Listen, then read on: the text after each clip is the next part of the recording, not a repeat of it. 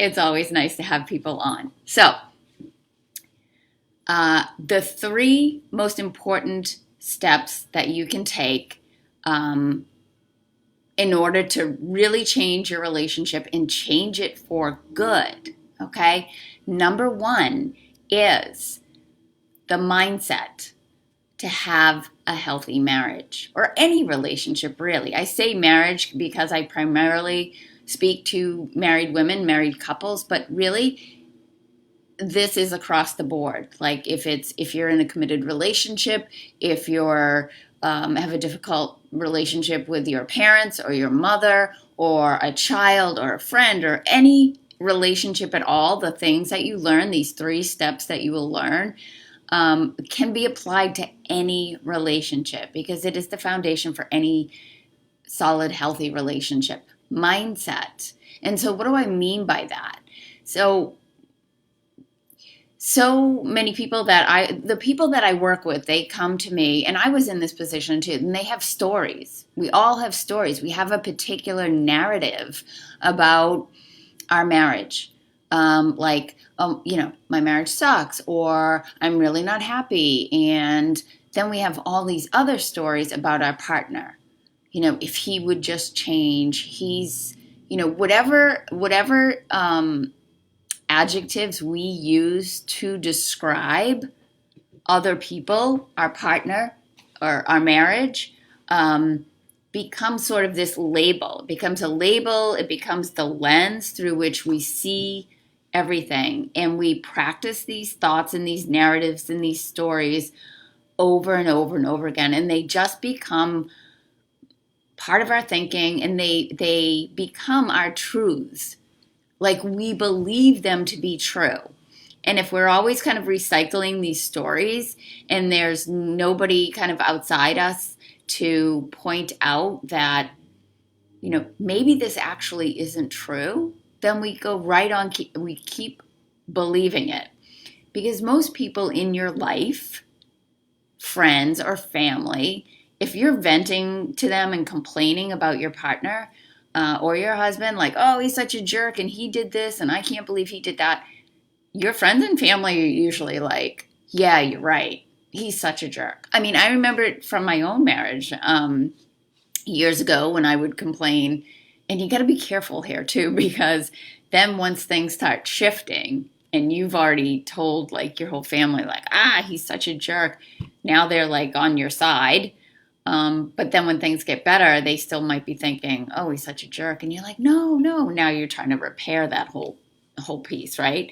But so chances are you have these beliefs, you have this narrative, and nobody challenges that. The people in your life are going to support that. They're going to support you, right? They're going to rally behind you and be like, yeah, that's right. That's right. He's a jerk. So even more reason for you to believe that what you're thinking is true. And then what you do, what all of us do, is we then look in our environment, in our day-to-day life, for all the ways that that story is true. We look for the evidence to support our story. So if I was thinking, well, my husband doesn't care. He doesn't even really love me anyway. He's not interested in what I have to say. And then I would try and have a conversation with him about something and he wouldn't respond right away. That was like one of my things way back when, was like, he's a slow processor.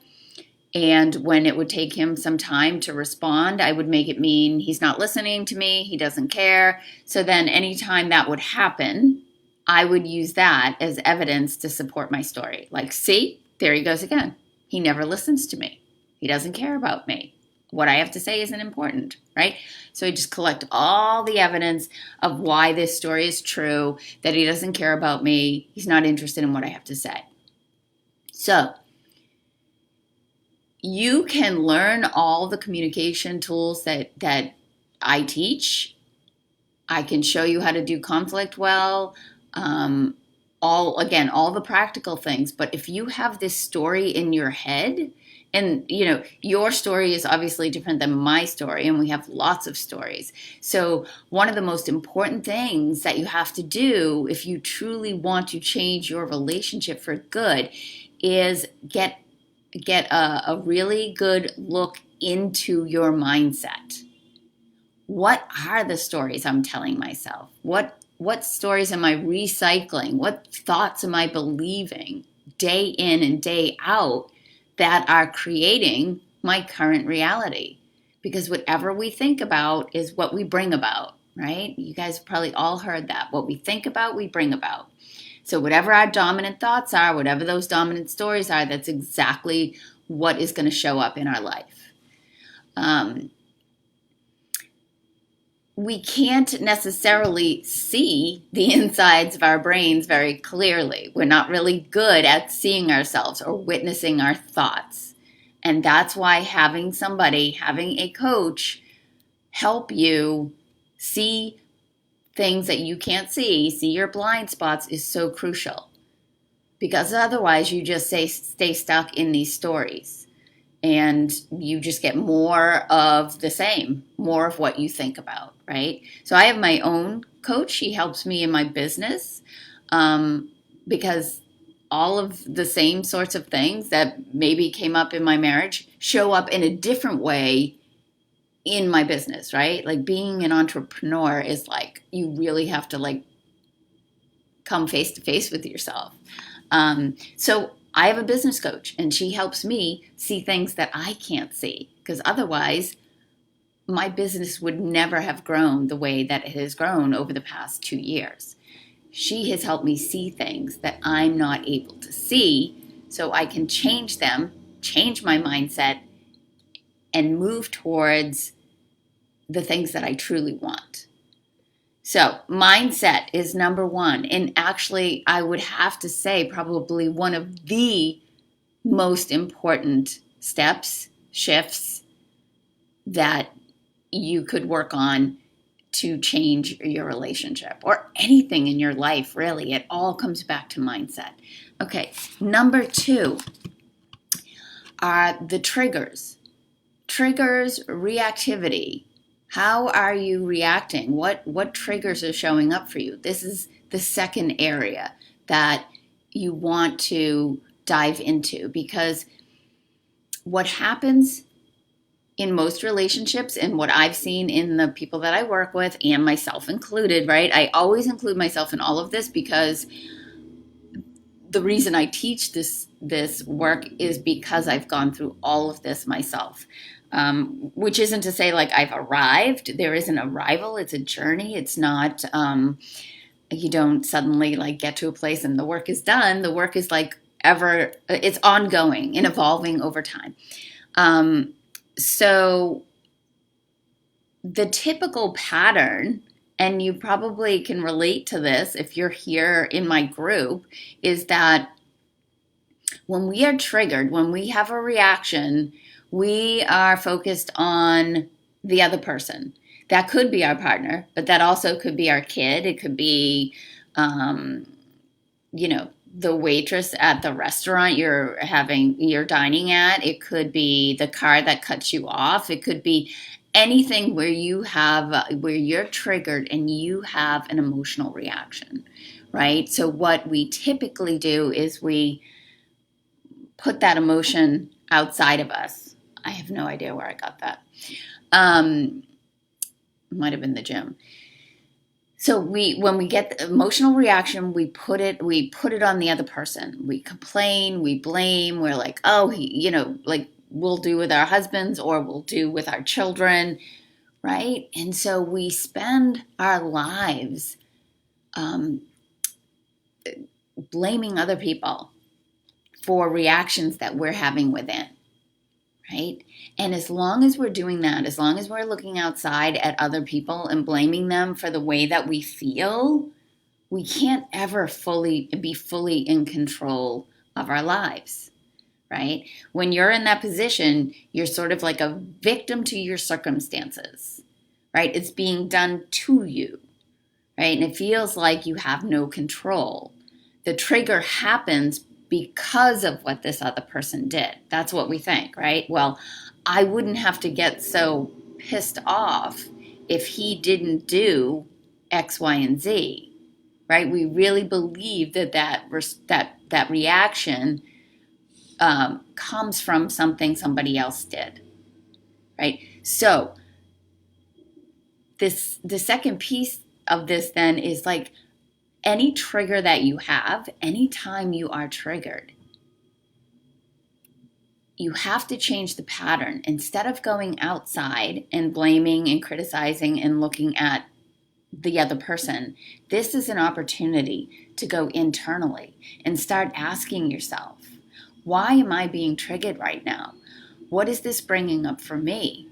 Why am I having this reaction? Right? And so this is where right? Because when we are in reactive mode and we're blaming, we totally disconnect from ourselves, right? And we totally get into this like helpless position, this sort of victim stance of, again, it's being done to me, rather than knowing that I get to respond. I get to take, and when I take control and when I take my power back and when I'm coming from an empowered place, then I know I own my reaction, right? And so it's not about blaming you, but it's about reconnecting with yourself, reconnecting with what's going on for me internally, right? That is causing me to be triggered by this. So for example, if I were to go back to the things that used to trigger me in my own marriage, which was like when my husband wouldn't listen to me, I got triggered and blamed him. But when I started to turn and look at myself, what that trigger was really about for me was not being listened to. And I can trace, fly away here, sorry. I can trace all of that back to my own childhood, my own wounds of not being listened to, not feeling important, right? It wasn't about him. And it wasn't even that he wasn't listening to me. It's like he literally was taking time to process. And he had told me that before, and I literally didn't believe him. It was about me. Again, it was about my own wounds and my own lack of feeling important. And I needed him to like validate that for me, right?